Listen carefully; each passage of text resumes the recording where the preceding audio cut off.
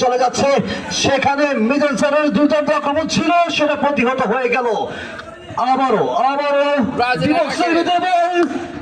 না, সেখানে কোনো বিপদ ঘটেনি। ব্রাজিল 7 চমৎকার প্লেয়ার ছিল। আবারও বল মধ্যমাঠে গড়িয়েছে, এগিয়ে যাচ্ছে গুটি গুটি পায়ে বল এগিয়ে যাচ্ছে ডিবক্সের দিকে।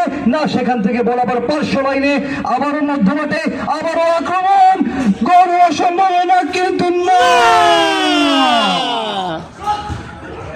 গোলকে ব্রাজিলের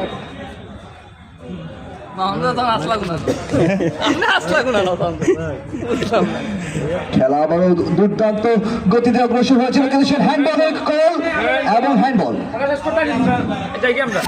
না না না, ওই 7টা আলামিনের দুর্দান্ত